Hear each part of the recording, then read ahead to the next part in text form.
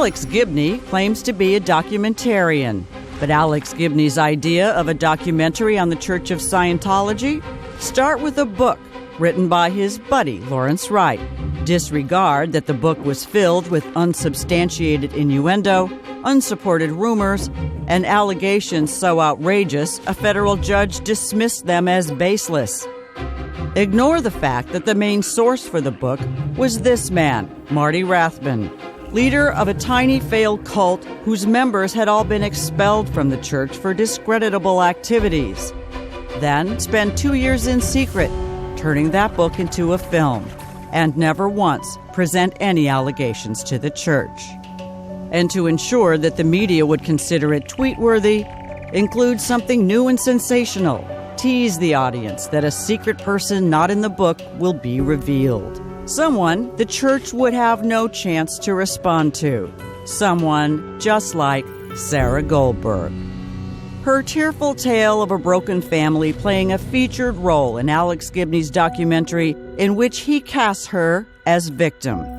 But Sara Goldberg isn't the victim of the collapse of her family. Sara Goldberg caused it, and it hurt a lot of people. This is the story of a family, and Alex Gibney only allowed one of their voices to be heard, because anything any other family member had to say wouldn't have fit the story he wanted his audience to believe. I was married to Sara for over 16 years, and she, in fact, is the one who broke up our family. Sara Goldberg was in the center of a conflict between her daughter, a young wife and mother, and her son, who had been abusing drugs and alcohol. Goldberg watched as her son's behavior tore at the fabric of the family, ignoring the needs of her daughter Ashley, who was struggling to raise a special needs child.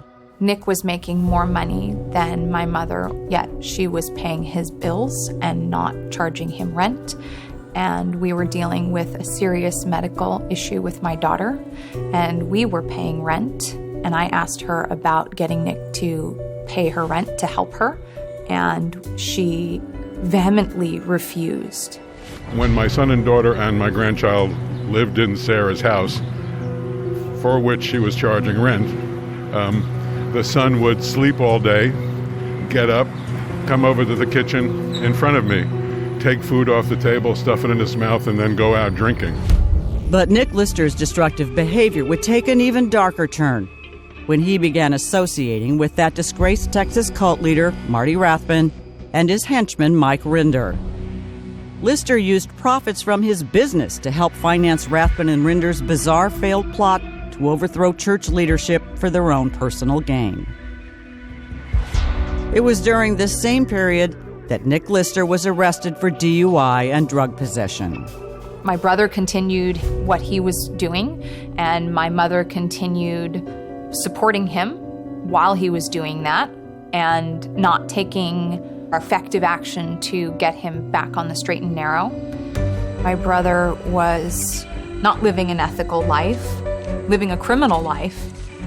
I was not going to condone someone who was manipulative and an alcoholic and had a drug use history. And when Lister bottomed out, Ashley decided that for the safety of her young daughter, she would not expose her family to any further contact. But Sara Goldberg chose a different path.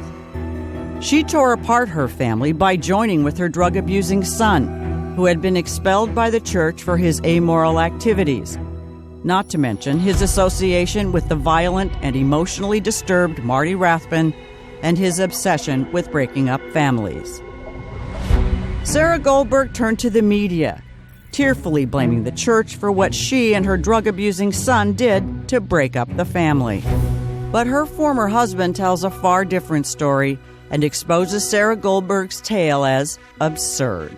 By her actions and with the truth coming out, she's guilty of what she's saying somebody else is doing. And it's a lie in the extreme. Alex Gibney could have spoken to Sara Goldberg's family members, something any honest documentarian would have welcomed. In fact, friends and family flew across the country to HBO headquarters to do just that. I went to New York with a group of people trying to get an interview with them so that I could state my feelings, and we were denied. Alex Gibney doesn't want to hear from the rest of the family. He wants you to believe that Sara Goldberg is just a sweet old grandma with a heart-wrenching tale of family separation. And to make sure her story tears at the heartstrings of his audience, Alex Gibney does the unforgivable. At the film's premiere, he repeatedly exploits Ashley's special needs daughter by including in his documentary personal family photos of the child. I'm disgusted that she is using myself and my daughter to elicit sympathy. And I was never asked if it was okay to use my daughter's photograph. Part of me wants to scream and yell at her and tell her that she is never, ever, ever to use my face, my name, my daughter's face in any of her personal attacks on the church. Absolutely not okay with me. It was not me or my daughter who caused this. It was her and my brother. So here's what we have. Alex Gibney, refusing to inform the Church of Sara Goldberg's claims, silencing the voices of any family members who knew the real story, and taking advantage of Ashley's special needs daughter to generate sympathy in support of his fabricated storyline. This is not the work of an honest journalist. I think we got the story that we wanted. The story Alex Gibney wanted, a malicious work of propaganda presented as fact. And so it goes with Alex Gibney's idea of a documentary, ignoring all evidence, court documents, police records, testimony of family, former friends and colleagues, anything that doesn't fit the story he wanted, while including only the long discredited fabrications of his hand-picked crew of bitter expelled church members and their cronies. Remember this guy? The leader of that tiny failed cult who turned Sara Goldberg and her son against their family? He put a fist in his wife's face right before he abandoned her. You'll also meet those this man calls his posse. His minion Mike Rinder. This guy deserted his children, broke into his elderly ailing mother's apartment, and ruthlessly beat up his estranged wife. Then there's the thief who abandoned his wife, but not before he blew through her inheritance without her knowledge. And another Alex Gibney source, the drama queen, who began a secret affair with one of her business clients, destroyed her marriage, and turned her 2 children against her husband. Alex Gibney could have shown you the truth about Scientology, for this is Scientology today. A rapidly expanding religion with new churches opening by the month throughout the world. But instead of showing you this, Gibney has chosen to give you this man. Shut the fuck up. And his tiny group of followers. That's right. This guy is the leader of all Alex Gibney's sources. Shut the fuck up. They are interconnected, each of them corroborating the other's false stories and lies. Shut the fuck up. Some for big bucks.